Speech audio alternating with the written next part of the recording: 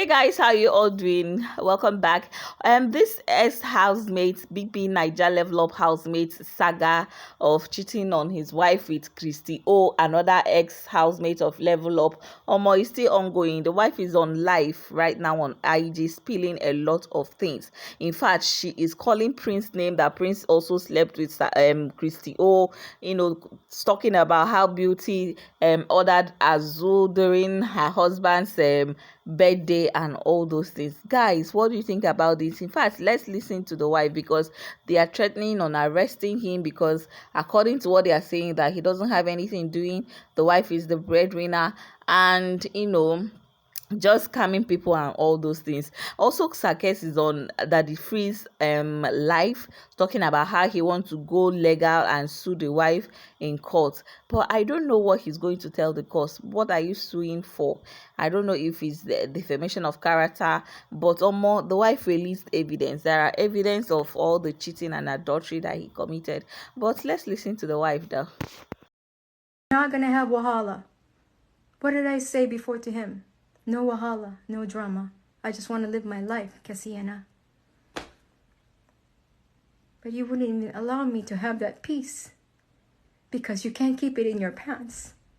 Because you love women so much that you think that you are God, that you can just sleep with whatever you want and get whatever you want, secret, as long as you play mind games to them, that as long as you don't tell my wife this is just between you and me, we'll be fine. I will take care of you. I will send you money. Money that I send my husband. So, September 30th, he abandoned me. He left to go to Christy's house. He's been there for 6 hours. I had to check up at a hotel. I don't know what's happening. I don't know if he's coming back. So I asked the clerk at the hotel to transfer me to a cheaper room from $72,000 a night to $60,000 a night. And they did. They moved me. I waited. He showed up around 5:30. Front desk called me. Do you know this man? I said, who? They asked him. I'm, the husband. I'm like, oh yeah, send him up to my new room. He was so vexed that he was humiliated downstairs. He said he was humiliated that they made him sit down. KESS thinks that the whole fucking Africa or all the Nigeria knows him. Like he's some Beyonce superstar that everybody will recognize his motherfucking ass. Like, oh, that's KESS. Ew, KESS. Nobody knew him when he arrived. So that's why they made him sit down and called my room to see if I know this man who's trying to come up to the room. And I said, they changed room. He was so vexed that he showed up in my room, showing attitude and everything like that. Grab his suitcase and he wants to grab the PS5. I said, you're not fucking grabbing that PS5. I'm taking that home. Do you think I'm going to give you your PS5 back? Fuck no. I spent $1,000 for that. You're not getting that. Grab your shit and get the fuck out is what I said. Because I know he looked like he's been fucking Christy all day. And then you come back to me? What are we going to talk about in the evening? He left. I tried to get him arrested for trying to extort money from me, but they couldn't stop him. Fine. That's fine. Go, motherfucker. I went back upstairs and I'm like, you know what? I'm not going to stay here. I'm just going to fly. The first thing I saw was that, good luck with your interview. And then a few hours later, like 6 hours later, he said, I can't wait to fuck you. Do you know how that felt when I saw that? Do you know how that made me feel when I saw that? I felt relief. I'm like, there you go. I've been praying to God and holding the Bible every freaking night. I pray, please God, have mercy upon me. Hear my supplication. Reading the psalm over and over. Please have mercy upon me. Give me some answers. Show me the way, the truth, and the light. And that repeats every day. Be careful what you wish for and be careful what you ask for. Because that night I saw, or that morning, 5:30 in the morning, I saw what I needed to hear and what I needed to see. You all saw that text on the Instagram and you all think that was scripted, that was staged. Bullshit. It's not. Would I be crying in front of you right now? Scorned woman, victimized by this man. knowing that he freaking, before I even flew, he promised me, he called me in the morning and said, baby, I'm sorry for what happened yesterday, because we said we're done. And I'm like, why are you calling me? He said to me, you don't give me enough credit. I said, for what? That I love you so much. With my entire life, you are my universe. You are my center of everything. I said, bullshit. You're lying to me. You're sleeping with your roommate. Why can't you just tell me so we can move on? Denied. He denied. He said, that woman is just my roommate and just my friend. I don't even find her pretty. She's the same age as my sister. She's like very young. I don't even like the way she looked, her bug eyes. And he made me laugh when he said that. I'm like, he sounded so realistic.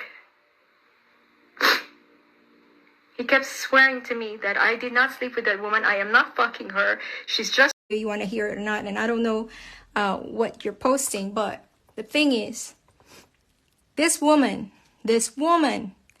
sang me a happy birthday. To my face, she greeted me. Happy birthday, Angel. I'm wishing you the very best in life. And may God bless you always. And blah, blah, blah. They sang a happy birthday for me in the car.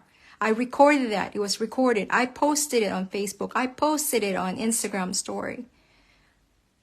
I was giving my husband the benefit of the doubt that maybe they are just friends, right? But I noticed that every time he would record me, he would pan the camera to her. You know, she's very sexy. You know, she likes to dress up. She doesn't have boobs, but she likes to dress up sexy to show the man that she's sexy. Because she reminds me out all the time, every time we go out, please be sexy. Okay. Maybe she meant be a whore. Anyways, so we got home I was staying at his place. He told me to stay at his place so that we can save money for the hotel. That way, at least I can give him money for rent, right? So I'm like, okay. Besides, I wanted to see what I wanted to see. I noticed that he was on Instagram a lot. He would stay in the room. He wouldn't let me out of the room. If I go downstairs, he will nag me. Why are you downstairs? Why are you following me? Like, I couldn't follow him downstairs, the house. Every time he stepped out of the room, I would want to step too. So, because that way at least I can get a drink, food, or whatever. I noticed that he's very, very protective. I'm a psychologist. I read your actions. I will read your face. I will read your demeanor. That's my training. I am a doctor. I am a psychologist. Yes, that's who I am. So I noticed that. So after a while, I've noticed the uncomfortability, I'm being uncomfortable because she's throwing attitude. She's throwing banging doors. She's like telling Kess stuff. She's calling Kess privately in the kitchen. Why? His wife is next to him and you're calling my husband in the kitchen. Kess, come. And then her sister would tell Kess, my sister's calling you. I felt uncomfortable. I said, you know what? I'm not going to stay here. I'm not. So I said, we're going to a hotel. I'm going to a hotel whether with or without you. That was my threat. With or without you. So he went with me. We went to a hotel that we can afford. So the rest of the money that I have, that I brought with me to Nigeria, can be accommodated for his goddamn rent. I'm sorry to say a cursing word. As you can tell, I am pissed off. I vexed very, very much. You would be too if you are the woman scorned by the man that you love for 3 years, that you've dedicated your life. You bore a child. My child died, got pregnant again, had a miscarriage for something that I went through and I suffered over and over for this man to show him how much I love him. He is my life, my world.